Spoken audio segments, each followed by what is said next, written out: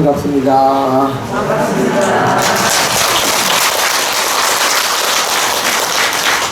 네, 오늘은 꿈과 희망이라고 하는 주제로 법문을 하겠습니다. 우간문절 초전 때 조상님들 전도하는 그 제일 법문인데 무슨 그 꿈과 희망이냐 이렇게 생각하실 분도 계시겠습니다만 이제 법문을 잘 들어보시면은 하고 이제 이해가 되실 겁니다. 부처님이 인도에 그 생존에 계실 때 이야기입니다.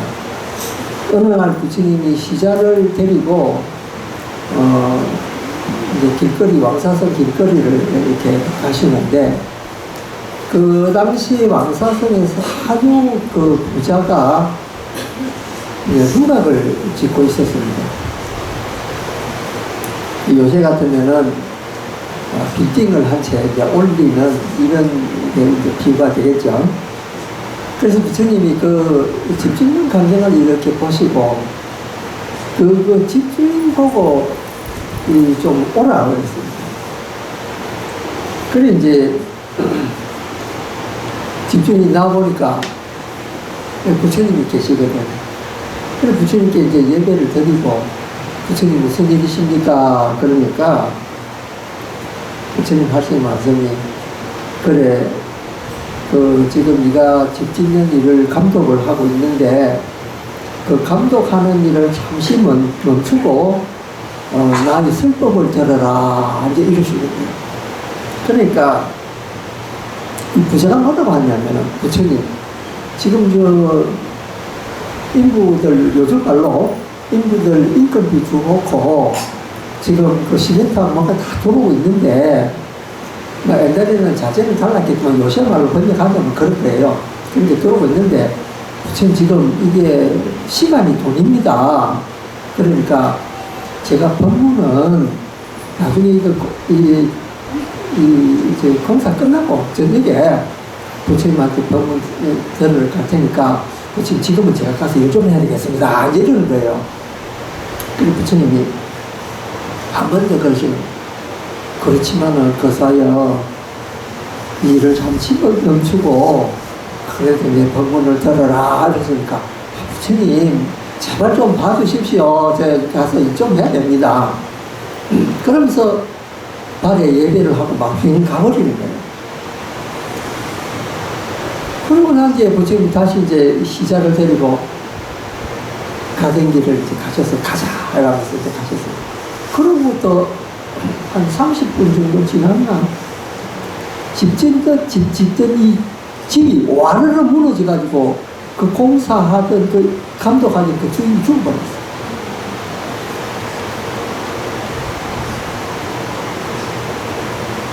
그 소문을 들은 이 부처님 시자 안한종자가 깜짝 놀래가지고 부처님께 부처님 그때 그 설법 들으라고 그 이야기 해주던 그 처사가 죽었답니다.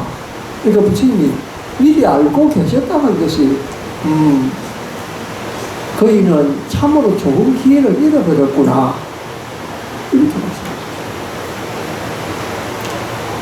만약에 그가 살아서 내 법문을 들었더라면은 법문도 듣고 이러한 일도 안 당했을 건데 그는 참 어리석은 사람이다. 일보다도 더 귀한 것이 법문인데 자기는 그 일에 쏠려가지고 자기 다시 이 세상을 활기차게 더 용기를 가지고 살아갈 수 있는 그런 기회를 조차도 잃어버렸구나 이런 말씀하셨어요. 그럼 여러분 생각하고 보십시오. 그럼 부처님께서 분명히 이 집이 무너져서 이 사람이 죽을 걸 알았을 거예요. 그런데 왜 부처님은 좀 있으면 이 집 무너질 거니까 니 거기 있으면 안 된다 나오나 이렇게 안 하신 이유가 뭐냐, 이 중생들의 지은 업이라고 하는 것은 그 사람은 업을 그대로 받아야 돼요. 이거는 이 업을 우리 중생이 지은 거는 부처님이 대신해 줄 수가 없는 거예요. 근데 부처님은 그 사람 의지로서 하는 것은, 예를 들면 자기가 업을 지었잖아요. 그러면 자기가 그 업을 없앨 수가 있습니다. 근데 부처님이 없앨 수가 없는 거예요. 그러니까 자기가 발심해서 자기 스스로 내 업을 없애겠다라고 하면은 그 업을 없앨 수 있습니다. 그러니까 부처님이 권유하는 건, 이 분야 와서 법문 들으러 할 때, 예, 알겠습니다 하고 법문 딱 들었으면은 자기 의지로 와서 법문 들은 거기 때문에 그 집이 무너지더라도 자기 살아갈 수 있었던 거예요. 근데 부처님이 왜 다이렉트로 네가 그 좀 있으면 무너진다, 나온다 이렇게 안 한 걸, 그 사람 업이 그렇기 때문에 그 업을 부처님이 어떻게 해줄 수 없는 일이라. 그런데 부처님이 기회를 주십니다. 와서 법문 들어. 그럼 법문이 뭐 1분이 끝납니까? 한 30분, 40분 할 거잖아요. 그 사이에 그 집은 무너지는 거예요. 부처님 이것 때문에 와서 법문 들어가 2번씩이나 그 사람한테 가르쳐요. 그러니까 이 중생의 업이라고 하는 것은 얼마나 무서운 걸까. 예를 들면 우리가 지어가지고 우리가 받아야 되니까 이거는 내놓으라고. 예를 들면은 요즘도 법을 어겨가지고 거짓말 하면서 나 그런 법 몰라, 아니 나는 법 안 어겨서 이런 사람 이런 이야기 하잖아요. 매스컴에다 난 그런 거 내가 잘못 없다 하는 사람 있습니다. 그런데 자기는 알고 있어요. 다른 사람은 다 속이더라도 자기는 못 속이는 거예요. 그러니까 자기가 알고 있는 일이 뭐냐면 자기 업이 됩니다. 이거 피해갈 수 있습니까? 못 피해갑니다. 자기 양심이 있는데 그걸 어떻게 그 속이가 있습니까? 남은 다 속일 수 있습니다. 그래서 우리가 그러잖아요. 뭐 이야기를 하면서, 친구야, 이거 아무도 모르는 일이야. 그러면 이제 옛날 사람이 그런 말 합니다. 그런 게 있어. 하늘이 알고, 땅이 알고, 네가 알고, 내가 안다. 왜 아무도 모르냐? 다 안다는 거야. 그러니까 이 중생의 업이라고 하는 것은 우리가 그래서 살 때 잘 살아야 된다. 업을 안 짓도록 노력하고 살얼음 밟듯이 이 세상을 살아나가야 되는 이유가 바로 거기 있습니다. 왜냐하면 자득자수, 자수자득, 자기가 짓고 자기가 받는 거야. 어쩔 수 없는 거야. 이게 은연한 우주의 이치라는 거야.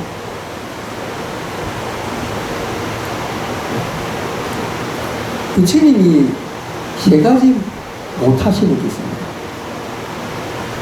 부처님이 못하시는 세 가지가 뭐냐? 첫째, 일체 중생을 한꺼번에 제도를 못하신다. 부처님이 아무리 뛰어나시다 하더라도 중생들을 한꺼번에 모두 제도를 못하는 거예요. 부처님 인도에 태어나셨지만은 인도 사람을 그 당시 다 제도를 했느냐? 못했거든요. 왜? 그거는 부처님이 할 수 없는 일이기 때문에. 두 번째가 뭐냐? 인연 없는 중생은 제도하지 못한다. 불교를 이해하고 아는 사람도 많습니다. 근데 인연이 없어서 전혀 못 오는 사람도 있고 아예 불교에 대해서 모르는 사람도 많습니다. 그 인연 없는 중생은 부처님도 어쩔 수가 없습니다. 그래서 인연 없는 중생은 부처님도 어쩔 수가 없습니다. 세 번째가 뭐냐? 세 번째는 조금 전에 앞에 말씀하신 중생의 업은 부처님도 어쩌지 못한다. 그렇습니다. 그러니까 여러분들이 업을 얼마나 잘 지어야 되느냐. 이게 이제 오늘 이야기의 포인트가 있는 거죠. 우리 청년들은 20, 30대 청년들은 꿈과 희망이 있습니다. 여러분들은 꿈과 희망이 있습니까? 대부분이 꿈과 희망이 이제 있으면 뭐하노? 이런 생각합니다. 여러분 꿈이 있습니까? 여러분 소년 때 꿈이 있었죠? 지금 꿈이 있습니까? 희망은 있습니다. 희망이 뭡니까? 아들, 딸 좀 잘 살게 되는 거, 내 병없이 좀, 노후를 좀 보내는 거, 늙을 때, 죽을 때, 자는 잠에 잘 가는 거, 뭐, 보통 이런 게 희망이잖아요. 희망이 있는데 꿈이 없어. 꿈이 없으니까 어때요? 삶이 별로 재미가 없네요. 꿈이 있는 사람은요, 좌절을 해도, 일이 잘 안 돼가 좌절해도 다시 일어납니다. 근데 꿈이 사라진 사람은 한번 좌절하잖아요. 그럼 그 좌절한 상태가 계속됩니다. 여러분, 나이 들면 고관절 조심하라는 말이죠. 그 고관절 왜 조심하라는 겁니까? 고관절을 다치면은 걸음을 잘 못 걷게 돼요. 걸음을 잘 안 걸으면은 다리에 힘이 빠지게 되고, 다리에 힘이 빠지면은 이 활동이 제약을 받습니다. 활동에 제약을 받는 순간부터 몸의 장기들이 기능이 떨어져요. 그러니까 장기의 기능이 떨어지면은 빨리 죽습니다. 그렇기 때문에 고관절을 조심하라. 여러분 꿈이라고 하는 게 고관절, 젊은 사람 고관절 다쳐도 금방 이 치료가 일어납니다. 그런데 나이 들어서 다치는 고관절은요, 이거는 답이 없는 거예요. 여러분 꿈이 없는 것이 마치 고관절 다친 거하고 똑같습니다. 못 걸어다녀요. 꿈이 없으면은 살아가도 별 재미가 안 납니다. 그런데 젊은이들만 꿈을 가져야 되느냐? 아닙니다. 여러분도 꿈을 가져야 됩니다. 오늘 왜 꿈을 가지라고 하는가? 잘 들어보십시오.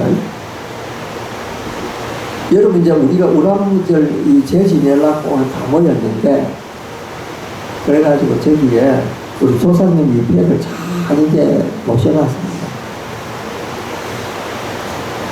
앞으로 30년 안에 여러분도 저 위패가 돼가지고 저 딱 붙어 있을 겁니다. 그때 되면 여기 앉아 계시는 분 한 분도 안 계십니다. 좀 오래 살 분도 계실런지 모르겠습니다. 뭐 의학 발달로 120살, 150살까지 살았는지 모르겠지만은 대부분이 30년 안에 다 우리도 저 모양이 된다, 이 말이에요. 여기 앉아 있으니까 저하고 여하고 다른 것 같지 아닙니다. 좀 있으면 저리 됩니다. 우리가 저 모습이다. 그런데 저기 계시는 분들은 행복합니다. 왜? 저분들은 적어도 우리가 아이고 우리 조상님 하면서 이러면서 붙여가지고 저를 다 붙여놔가지고 그래도 해마다 우람분들 되면 제라도 모셔드리면서 그분이 뭐 어디 나셨든 6도 유래하는 가운데 어디 나셨더라도 우리가 이렇게 기원하면은 그런 복덕이라도 그분한테 가지 않을까, 뭐 그런 생각으로 우리가 지금 기원을 하는 거잖아요. 그런데 여러분이 가시고 나면 보장이 없습니다. 왜? 여러분 자녀들 중에 절 모르는 분들도 있고 심지어는 다른 종교를 있는 분들도 있는데 그분들이 절에 와서 여러분을 위해서 위패 붙여주겠습니까? 우람분들 제 붙여주겠습니까? 안 합니다. 천만의 말씀입니다. 한번 여러분 자기 자신 한번 잘 생각. 아이고 우리 아들 그렇게 열심히 배워, 딸 그렇게 잘 공부시켜놨는데 다른 종교 다가가 예수 믿고 있거든요. 근데 여러분들한테 좀 위패 붙여주겠냐? 근데 그 사람들 제사를 지냅니까? 49시간 합니까? 우람분들 합니까? 아무것도 안 하거든요. 여러분들 아들 어떻게 하거든요. 앞으로 희망 없죠? 그러니까 뭐냐면은, 내라도 나를 구원해야 된다는 거야.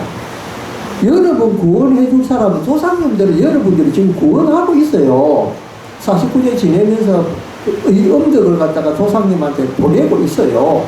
그런데 여러분 자신한테는 그래줄 사람이 없기 때문에 여러분 스스로가 여러분한테 공덕을 지어야 된다 이 말이에요. 이거 굉장히 중요합니다. 자, 다행히 여러분 자녀를 잘 키워보면, 우리 어머니 아버지 돌아가시면 우리가 관음사에 쟤를 모셔야 되겠다, 그런 분들 와서 입에 붙여야 되겠다, 뭐 이런 분도 있겠지만은 내가 볼 때는 여기에 산모는 또 그런 대부분이 없는 것 같아요. 여러분 가슴에 손을 놓고 생각해보세요. 자녀들한테 정말로 내가 우리 부처님 앞으로 인도를 했는가 생각해 보십시오. 그런 분들 자꾸 별로 없습니다. 네 좋은 대로 해라 이 뿐이에요. 그러니까 여러분들이 어떤 거 같냐면은 부처님이 부자한테 와서 법문 들어라 이러니까 그 부자가 아이고 제 일 바쁩니다 하고 부처님 법문 안 듣고 가가지고 그 사고 난 거 똑같은 거야. 왜? 여러분들은 부처님처럼 애들을 꺼잡고 와가지고 불교를 이해를 시키고 불교를 입문을 시켜야 되는데 그 일을 안 했잖아. 그래 애들은 또 딴 데가 안 했거든. 그러니까 그것도 작업자득이야. 여러분들이 그러니까 안 가르쳐서 그렇다는 거예요. 그러니까 30년 만에 저 모양이 되는데 우리가 구원받고 우리 스스로는 우리가 구원해야 된다 이 말이에요. 그럼 어떻게 우리는 구원하느냐?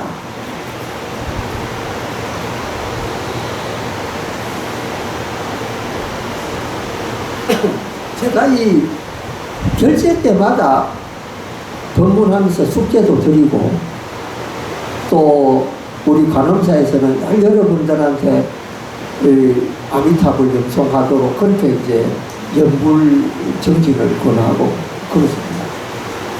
그거는 여러분 마음에 복덕을 주는 거예요. 그런데 마음에 복덕을 짓는 것은 여러분들이 다음에 아주 좋은 부모를 선택하고 좋은 국토에 태어나는 그런 인연들을 만들고 그 앞으로 삶을 굉장히 괜찮은 삶을 받아서 하는 거예요. 그런데 마음으로만 지어서는 안 되는 일이 있어요. 그게 뭐냐면은 재물보시는 여러분이 스스로 지어나가지 않으면 안 된다. 그러니까 약간의 재물보시라도 부유한 이웃을 위해서 우리가 도움을 준다든지 공부하는 아이들을 위해서 장학금을 준다든지 어떤 이런 실제적인 보시 행위가 있어야 돼요. 그건 굉장히 중요합니다. 우리가 말로만 뭐 이렇게 하는 것보다는 실제적으로 도움되는 일을 조금씩 해주는 것이 그것이 정말로 좋은 공덕이 됩니다. 근데 제가 늘 말씀드리지만은 많이 할 필요는 없다는 거예요. 여러분 예수님이 10만 원 있으면은 5,000원을 해도 되고 1,000원을 해도 됩니다. 내가 할 수 있는, 꾸준히 할 수 있는 그 수준에서 그렇게 합니다.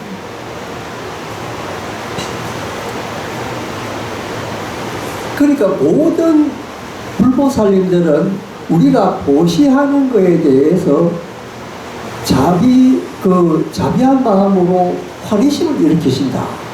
이런 그 경전 구절이 있습니다.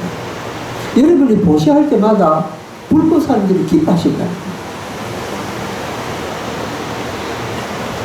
사바세계는 물질로 이루어진 세계이기 때문에 이 정신만 가지고는 안 됩니다. 내가 연불하고 내가 좌선하고 기도하고 하는 것은 내 정신의 양식을 삽니다. 그런데 사바세계는 이 물질의 세계이기 때문에 물질로서 우리가 공덕을 쌓아야 돼요. 굉장히 중요합니다. 근데 우리가 보통 보면 그걸 등하지 않아요. 그러니까 요거를 잘 생각하면은 미래에 우리가 어떤 일이 벌어질 겁니다. 우리가 튀운 대로 공덕을 받습니다. 그 다음 생에 여러분들 저축하는 일이 되잖아요. 그러니까 불교는 지금 이 생에서 끝나는 게 아니고 다른 종교에서 가르치는 거는 이 생이 끝나면 천당과 지옥 두 가지만 있어가지고 거기 가든지 지옥에 떨어지든지 둘 중 하나다 이렇게 이야기합니다. 근데 불교는 그렇지 않습니다. 우리는 다음 생에 우리가 인간으로 태어날 수도 있고, 또 지옥이나 악이나 이런 걸로, 나쁜 걸로 태어날 수도 있다. 그런데 인간이나 아수라나 이 천상에 태어난 것이, 그게 이제 세 가지가 좋은 거에 속합니다. 근데 가장 좋은 거는 뭐 극락이겠지만은, 그래도 우리가 희망상을 가지고 볼 수 있는 게, 우리가 다시 인도 환생해서 좀 멋지게 좋은 부모 밑에서 좋은 집에서 잘 태어나가 교육도 잘 받고 좋은 환경에서 그래 살고 싶은 게 우리 인간이잖아요. 그런 걸 우리가 바라면서 지금부터 공덕을 쌓습니다. 그게 뭐냐? 우리의 꿈이 됩니다. 나는 다음 생에 정말 멋진 삶을 살겠다. 이게 우리의 희망이고 우리의 꿈이라는 거예요. 그러니까 젊은 애들 꿈은 요 인생의 꿈이라. 짧은 70년 되는 요 짧은 인생의 꿈이지만은 우리는 걔네들보다 더 원대한 꿈이거든요. 그게 뭐냐? 다음 생에 우리가 더 멋지게 삽니다. 이 꿈이야말로 뭐 내가 돈 좀 모아가지고 좋은 가정을 이루어서 이렇게 한평생 좀 잘 살겠다. 될지 안 될지 모르고, 왜냐하면 쌓아놓은 복덕이 우리가 뭔지 얼마나 되는지 모르잖아요. 그런데 미래의 꿈은 우리가 알 수 있습니다. 왜냐하면 지금부터 우리가 하는 일이 미래의 그 삶을 결정하기 때문에 우리가 알 수 있습니다. 미래는 어떻게 우리가 살 것인가. 그러니까 우리의 꿈이 눈에 하나에 보이는 거예요. 그러니까 우리가 꿈을 피해갈 수밖에 없는 이유가 바로 여기 있습니다.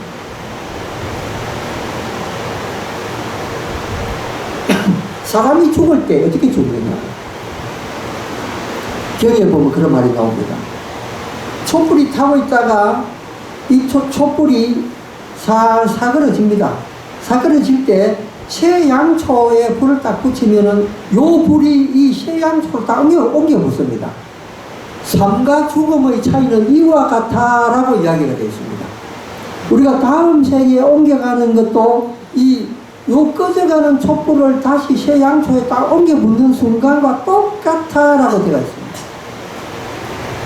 그럼 뭐냐면 요 촛불이 가지고 있던 이 성질이 다음 촛불의 성질로 그대로 옮겨가기 때문에 요 촛불이 앞에 촛불의 그 성질을 그대로 가지면서 탄다는 거예요. 그러니까 다음 생도 우리가 지금 짓고 있는 이것이 똑같이 옮겨서 간다는 이야기예요. 그러니까 이 생 잘 살아야 되겠습니까? 자기 마음대로 살아야 되겠습니까? 그러니까 우리는 불교는 냉엄합니다. 조금 전에 말씀한 부처님도 중생이 지은 업은 어쩔 수 없다. 그거 부처님 못 없애준다 이 말이에요. 그럼 누가 없애냐? 내 자신 스스로가 없앨 수 있다 이 말이죠. 그러니까 아까 비유를 들었듯이 부자가 아이고 뭐 집 짓는 일은 다음에 또 하면 되니까 부처님 법문 듣자, 이런 부처님 만나는 기회도 잘 없는데 내가 오늘 부처님 법문 들어야지 이렇게 생각하면 그건 자기 의지잖아요. 자기가 원해서 집 그만두고 부처님 법문 듣는 거니까 요거는 자기가 스스로 나쁜 업을 이렇게 없애고 좋은 업으로 나아가는 거라. 여러분들 그와 마찬가지입니다. 그러니까 자기 스스로 자기 나쁜 업을 없앨 수가 있습니다. 나쁜 업이라고 해서 끝까지 날 따라옵니까? 그런 건 아닙니다. 내가 없애려고 노력하면은 그 업은 없어집니다. 마치 우리가 참회 기도를 하는 이유가 뭐냐면 과거에 내가 알든지 모르든지 지었던 업대로 전부 다 소멸해 주십시오. 소멸은 되게 해 주십시오. 이게 간절하게 우리가 원하는 거잖아요. 그럼 내가 원해서 그 업을 닦아지는 거거든요. 그건 부처님이 없애는 건 아닙니다. 그렇기 때문에 여러분 스스로가 참회 기도가 굉장히 중요하다는 거예요. 선업을 지을 때도 여기 뭐 새로운 기도를 할 때도 우리가 참회 기도를 하고 그 기도 들어가잖아요.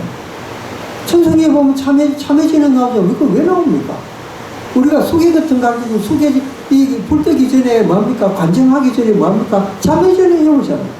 참회가 있어야 새로운 선업이 착착 쌓인다.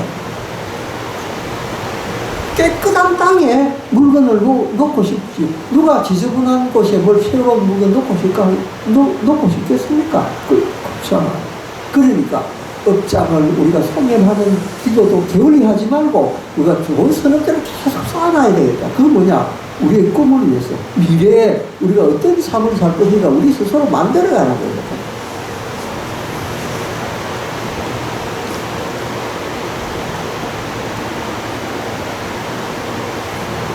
시집가는 딸한테 부모가 그러잖아요. 딸은 콩깍지가 씌가지고 지가 만나는 총각이 애가 너무 좋습니다. 근데 부모는 그래 네가 만나는 그 남자 그 애를 집에 데려와 봐라. 딱 데려옵니다. 딱 데려와서 엄마가 밥 한 끼 딱 먹이면서 조사를 하죠. 직업은 뭐고 학교는 어디 나왔노 보고조사를 싹 합니다.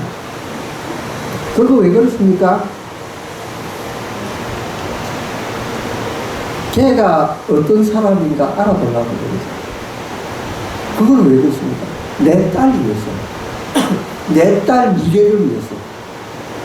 애가 콩깍지가 씌가지고 지가 못 보는 거를 부모는 제3자의 눈으로 아주 냉철한 눈으로 보는 거예요. 그리고 살아온 경험에 비춰봐서 어떤 남자가 괜찮은 남자가 하는 거 알거든요. 자기가 속아봤기 때문에. 자기 남편한테 만족하는 분들이 많지는 않을 겁니다. 그러니까 내 남자하고 살아봤기 때문에 그 눈으로 내 딸의 남편 값을 보는 거예요. 그러니까 애가 돈이 좀 없어도 얘는 우리 딸 굶기지는 않겠구나. 노래 딱 보면은 딸이 막 원하면 그래. 집에 돈은 별로 없지만 해라. 그런데 미래가 보이는 애다. 그건 뭡니까? 결사망입니다. 네, 그거 가면은 큰일 납니다. 그러면 걔가 엄마 이제 아버지가 걔하고 사이될 사람하고 술 한잔 먹습니다. 그러면 술이 주사가 있나 없나 보거든.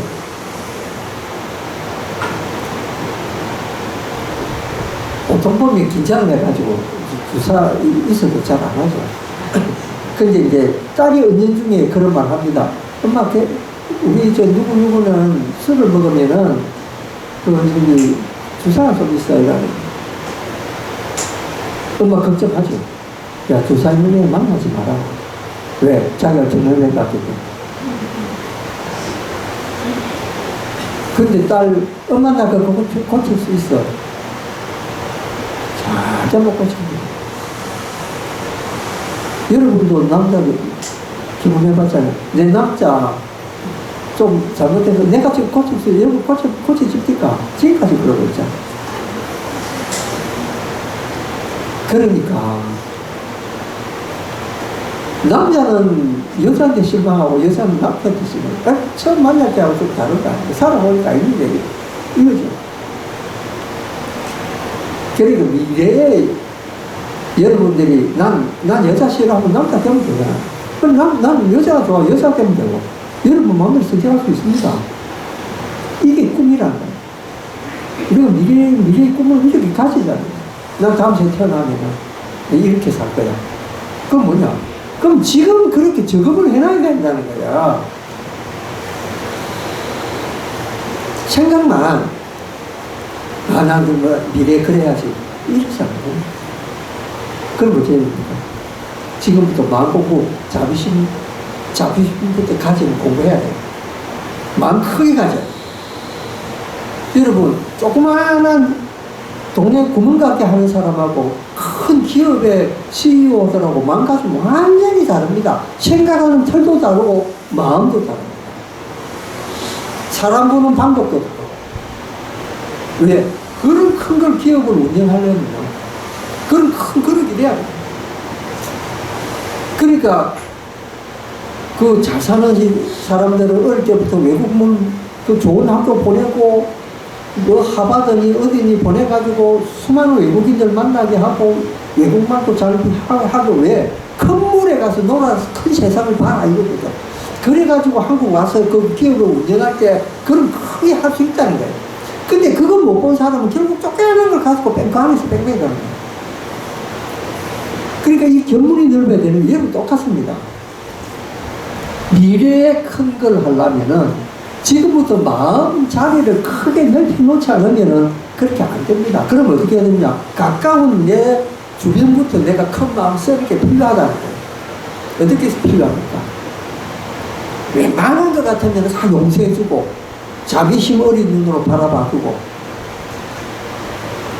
이렇게 하는 거예요. 가능하면은 그렇게 되긴 힘들지만은 내 주위를 전부 다 이웃을 부처님처럼 생각합니다.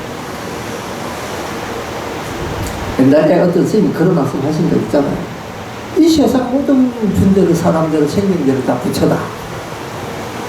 자, 시장에서 나물 파는 부처님, 정육점에서 고기 파는 부처님, 어물점에서 생선 파는 부처님, 슈퍼마켓에서 계산해주는 부처님, 버스 운전해주는 운전기사 부처님, 부처님 아닌 분이 없습니다. 모두 부처님. 여러분들이 여기 와서 돌이나 나무로 만드는 그런 부처님 형상의 부처님하고 예배를 하는데 그보다는 살아서 움직이는 우리 이웃이 부처님이다. 그런 말 있잖아요. 진짜 부처님은 그분들입니다. 여러분들이 그런 마음을 가지고 그분들을 대할 때 부처님이라면서 말은 부처님만 하지.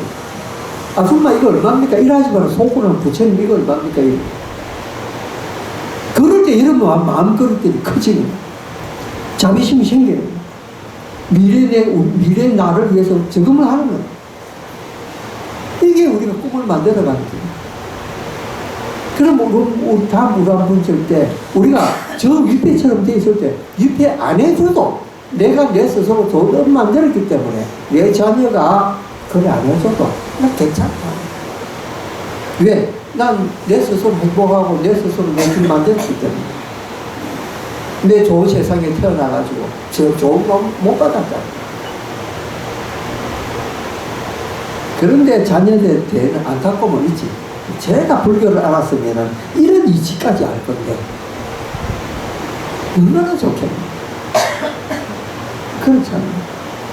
그러니까 여러분들은 행복합니다. 왜? 이렇게 미래에 대해서 설계해주는 이 컨설턴트도 있잖아요.